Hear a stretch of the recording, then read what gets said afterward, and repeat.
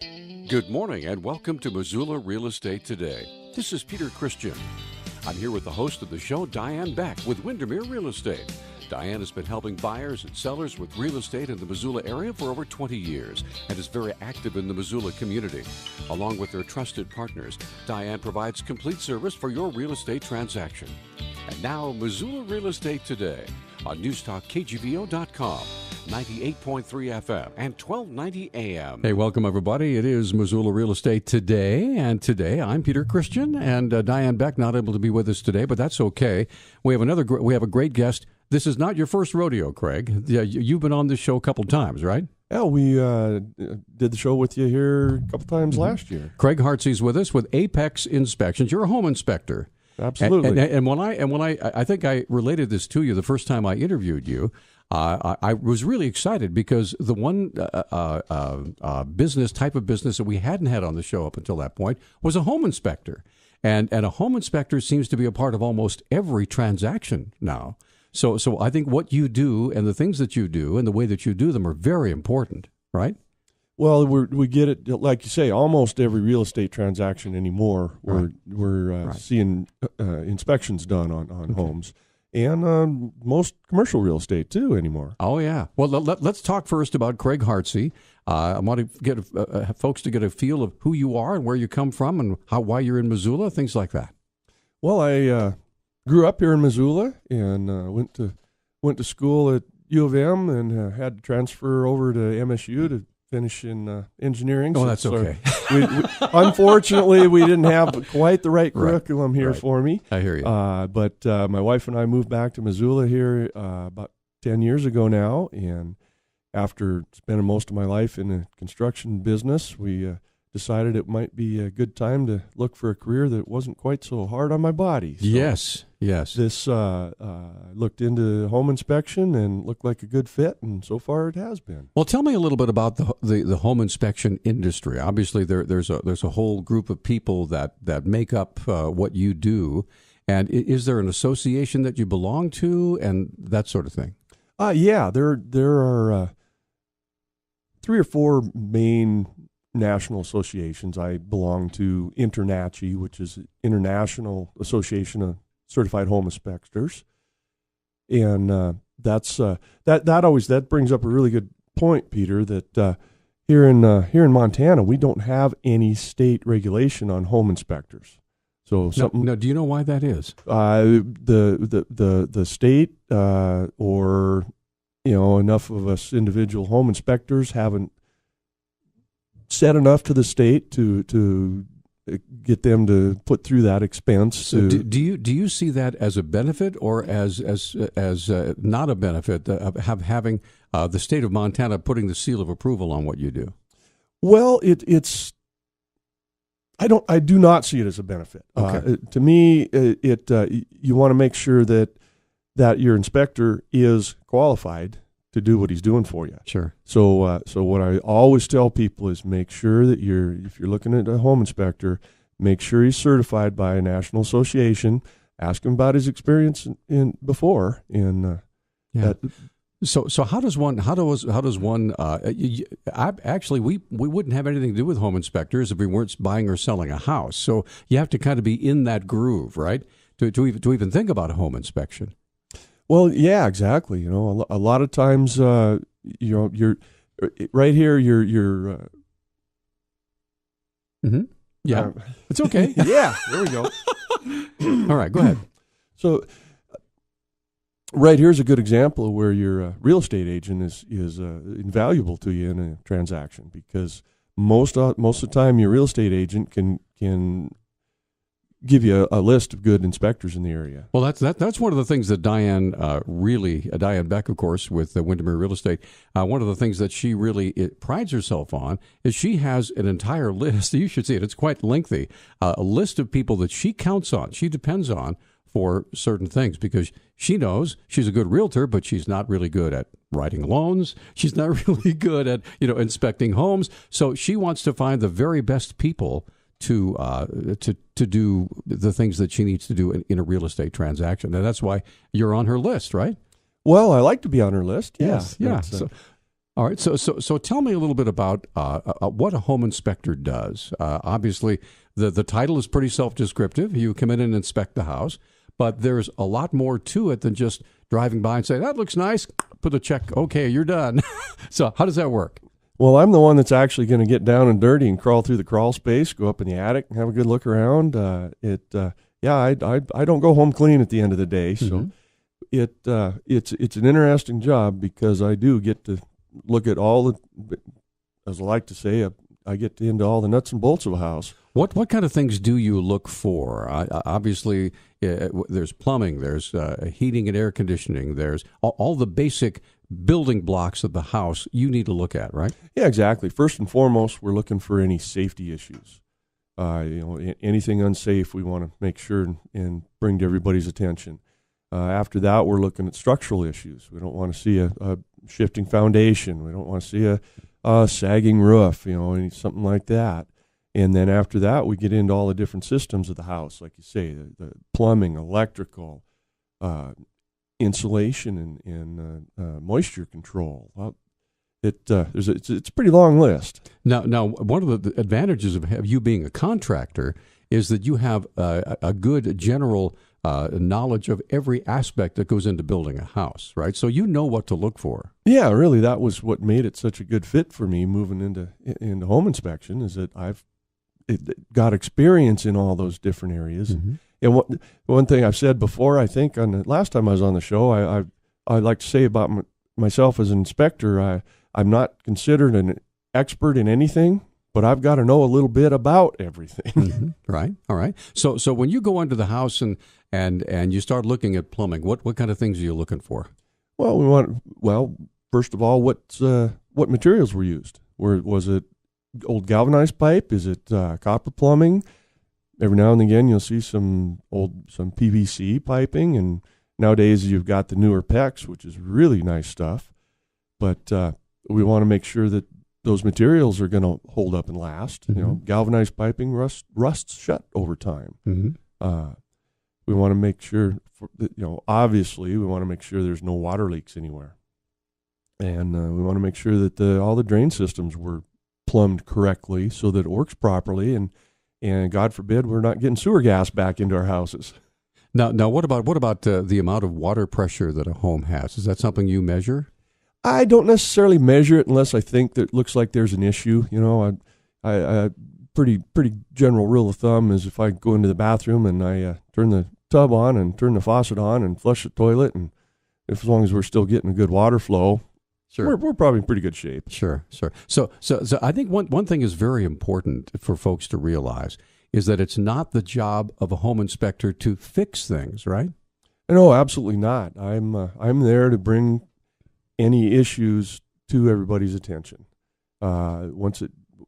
After that point, then quite often my inspection report becomes a tool that the buyer and the buyer's real estate agent can use in negotiations, stuff like that. Sometimes they'll ask the seller to fix things, and sometimes they'll realize that's something that's going to need to be done over time. Quite often what I'm pointing out are maintenance issues that are, this is something that's going to be needed over a period of time here. Well, since we started at the bottom, where the water comes into the house, obviously we also want to look at natural gas and electricity. And so what kind of things do you check there? Well, there we're looking at our entry services on all of them. My reports always point out where the meters are, where the shutoffs are for the gas, that's the great. water, that's great. The electricity. That's always something real important, and you'd be surprised how many people don't necessarily know where all that is in their home. Again, no leaks and proper amount of service for the home. Yeah, we just the other week did an interview with a gentleman who comes in at disaster restoration. And one of the things we talked about was if there's one thing you can take out of this particular conversation, find out where your water shutoff valve is, find out where your gas shutoff valve is, mark it clearly, make sure everybody in the house knows, right? Yeah, because that's something that you don't think about unless you need to, and boy, you better know it then. Yeah, and I know that when you go around the house, and let's say you're looking at the HVAC system, at the heating and cooling, When you look at that furnace or whatever it might be, whatever kind of system they have, what kind of things are you looking for there?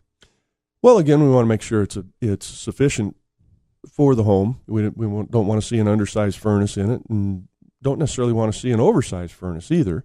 One thing that technology is wonderful. I have a software that I can enter the model number and serial number on, any sort of all the appliances, the water heater, the furnace, your kitchen appliances, and that'll tell me if there's been any recalls on that equipment. It gives me the age of the equipment. That's another thing. If you've got a 30-year-old furnace in a place, there's something you better be budgeting for to replace that. Right.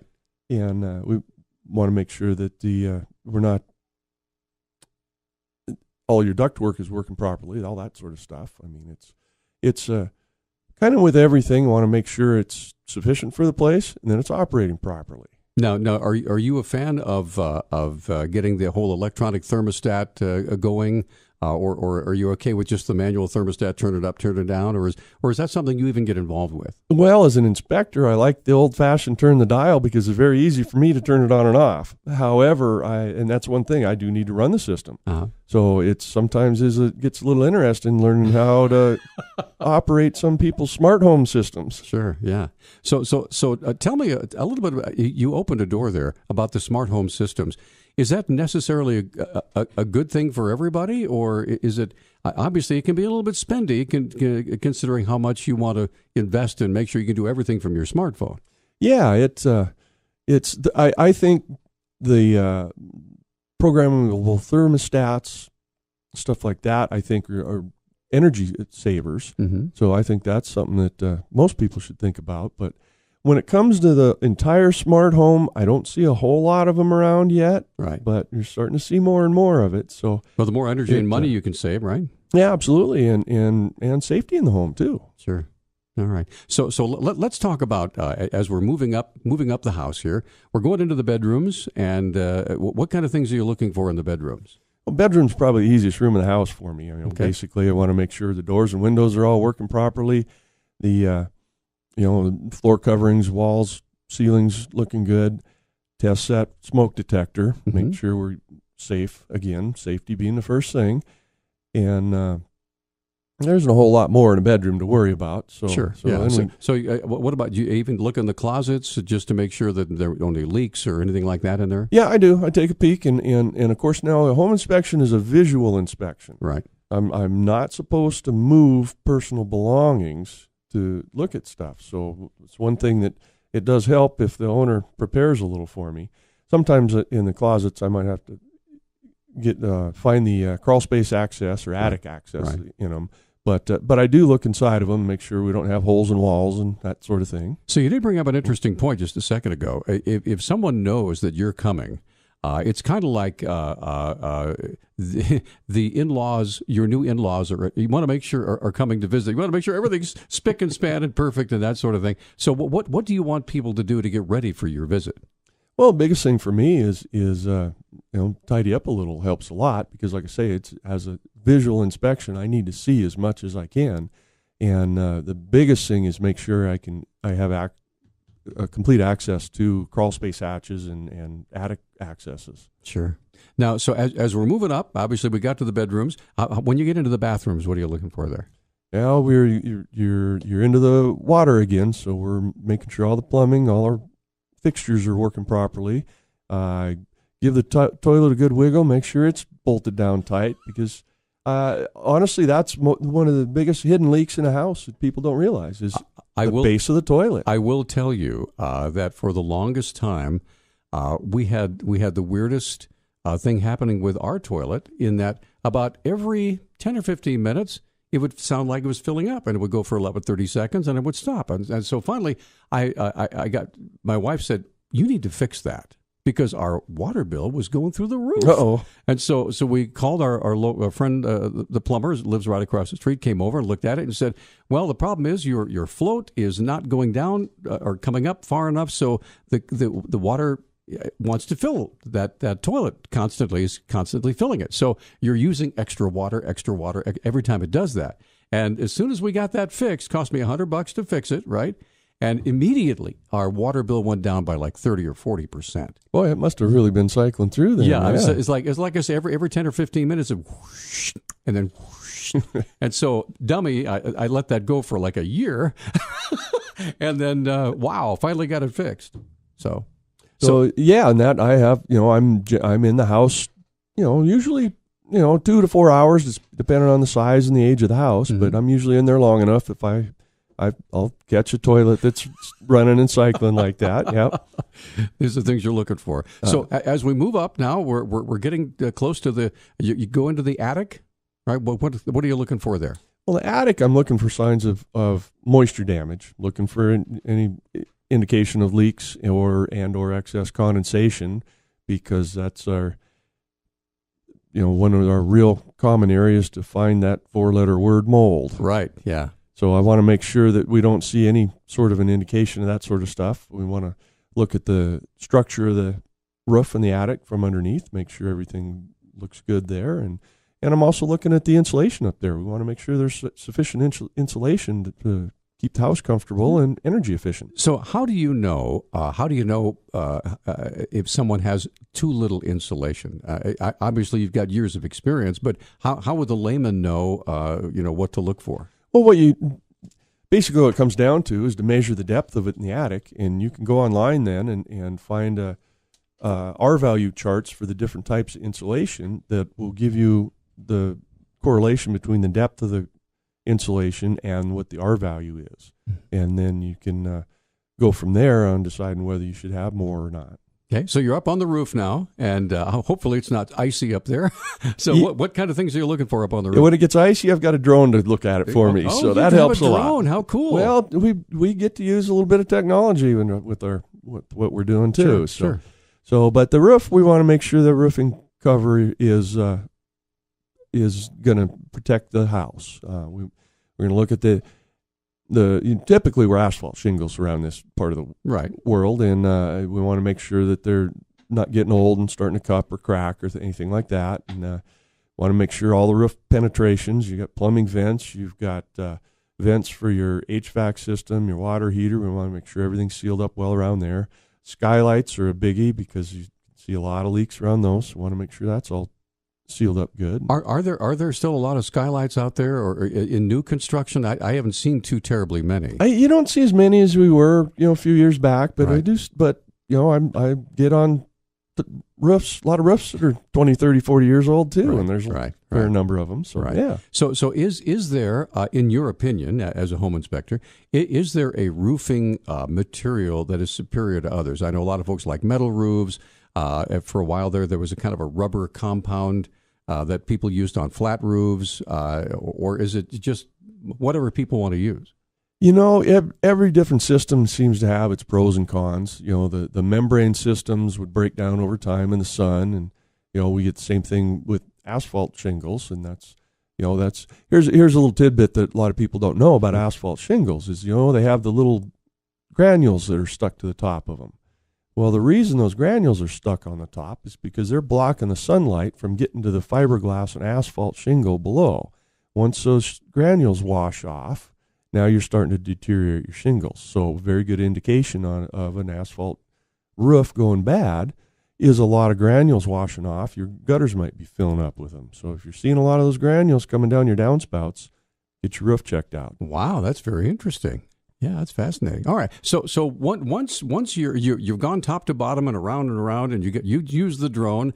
So what do you do with all this information?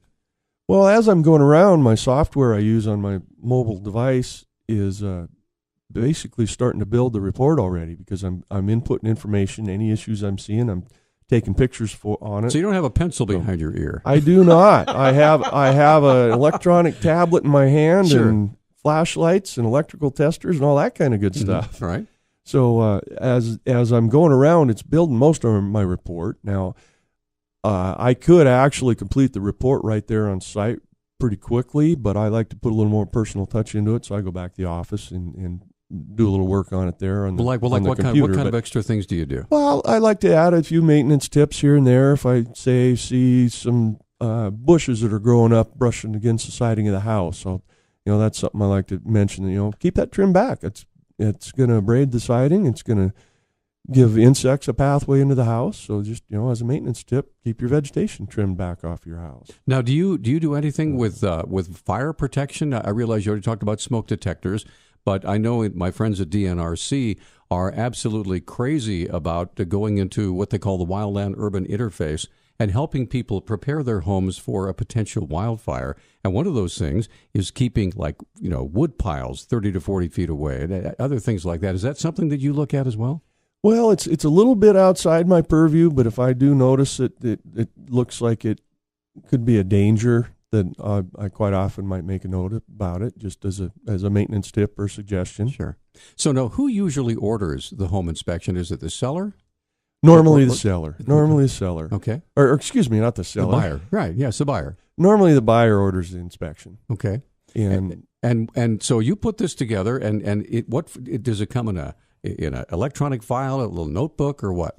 Well, I'm using some newer software that's pretty neat. That it's actually a web-based interactive report, so you can access it from anything that you can access the internet on. You can obviously print out a hard copy of it, but the report itself will at the beginning has a list of any issues that I've got, and if you want to look at that particular issue, you can click on it. It takes you right to that spot in the body of the report. You've got pictures, you've got all the descriptions and all that, and works really slick.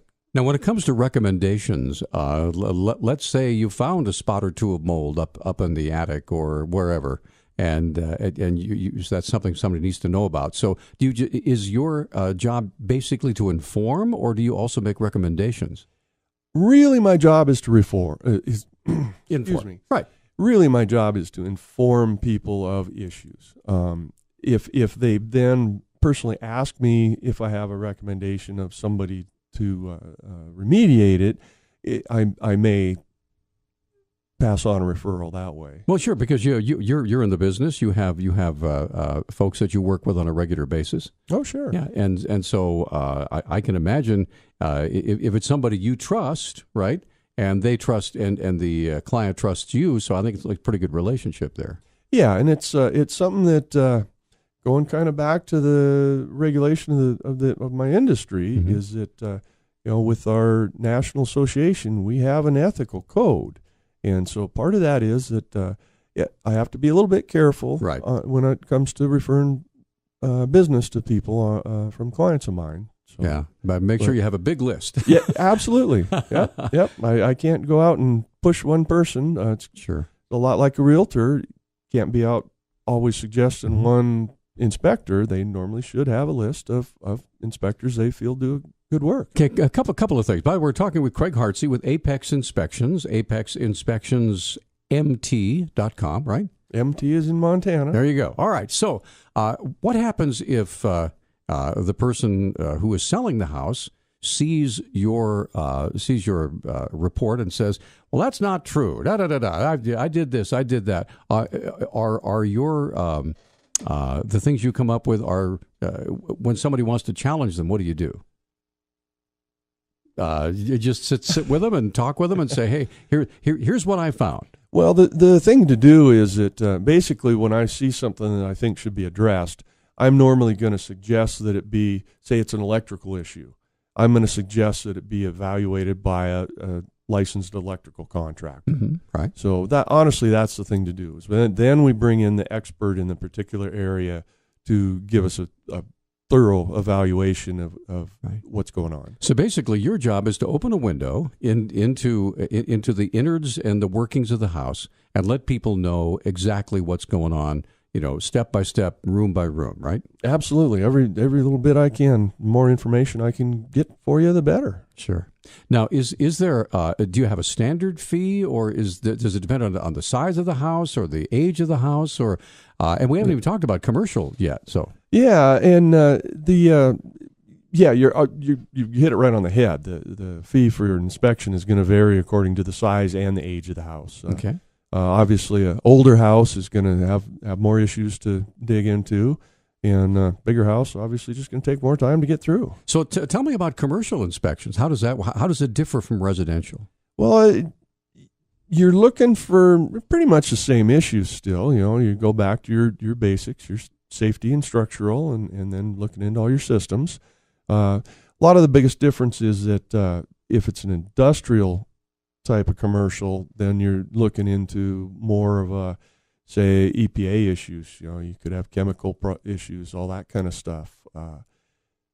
There's also OSHA, things like that too, especially in an industrial situation. Yeah, so that's honestly a whole different ball game when you start looking into industrial stuff. Now, say an office building isn't a whole lot different than looking through a typical house. So I would imagine doing an office building might even be a little bit easier because you've got an office building with 6 offices and they're all basically the same.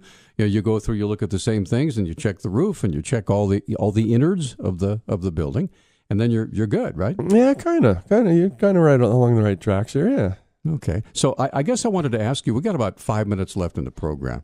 What is it about your job, and I ask this of all our guests, I think I asked you probably before too, is when your feet hit the floor in the morning and you've got 3 or 4 different inspections to do, what is it that gets you moving, that gets you can't wait to get to work? Well, I always enjoy helping people. So I really enjoy working with my buyers, and especially I really like working with first-time home buyers because their eyes are getting open to a lot of things. I doing what I can to help them out, and again, here's your water shut off. You got to know where that is, and, right. And you can see the wheels clicking. And wow, okay. Now, is this something? Do you invite the potential buyer to go along with you, or are you allowed to do that? Oh, absolutely. I seem to see about 50% of my clients will come do a walkthrough with me, and what I like to do is have them come when I'm about finished up, and then I can walk them through the place and show them my findings. It gets a little tedious if they're going to sit and follow me around for 2 or 3 hours Sure. in a house. Right. But that's honestly what gets me going. Is I enjoy helping people, and at my job, I'm always seeing something new every day. Now, do folks? Is it possible that somebody who isn't in the market to sell their house but really wants to make sure they have the safest, tightest house they can possibly have for the benefit of their family, can they order your service as well? Oh, for sure, and we'd call that quite often a maintenance inspection. But yeah, we certainly can come in and go through a house and let you know how everything's looking. So do you use the same amount of time with the maintenance as opposed to someone who's buying something, or is there a little bit more when somebody's actually buying a house and spending $250,000 or $300,000? Well, not honestly. It all depends on what they order. They might want you to just come in and check out the structure of the house. Right. So we can adjust the fee schedule and timing for that too. Yeah, and so I'm sure that there are, when you make recommendations like this house is going to need, you're living in this house right now, you're going to need a new furnace in the next couple of years. And I was up on the roof, and your shingles are starting to curl a little bit, and so there may be an issue there. And I would think that people would be really happy to see that sort of thing because they want their families to be safe. Well, sure, and another thing we didn't mention is radon testing. That's one thing that we also do is set radon tests and get that checked out with all our stuff too. And that's something that a lot of people don't think of unless they're selling their house. So there's a lot of thing in the name of Apex, right? All right. So how do we contact you? Give us a phone number or contact information. Our phone number is 406-580-4708, and the website is apexinspectionsmt.com. All right. Now, do you have a big backlog of folks who are waiting to get inspected? Well, we're not too bad. We usually get out within the next week or two, and that's kind of what we need to stay on in the real estate business because we're trying to get a transaction done. Absolutely. And the quicker the better, right? In most cases, yeah. All right. Well, Craig, it's been a pleasure. Thanks for stopping by. Thanks, Peter. First, always a pleasure. Craig Hartze with Apex Inspections, apexinspectionsmt.com, and we'll see you next week on Missoula Real Estate Today. Thanks for tuning into Missoula Real Estate Today. We hope you found the information over the last 30 minutes to be helpful. If you have any suggested topics for future Missoula Real Estate Today programs, or any questions about buying or selling real estate, please email Diane. Here's the address. It's Diane Beck at Realtor.com. That's Diane Beck at Realtor.com. We'll see you next week on News Talk KGBO.com, 98.3 FM and 1290 AM.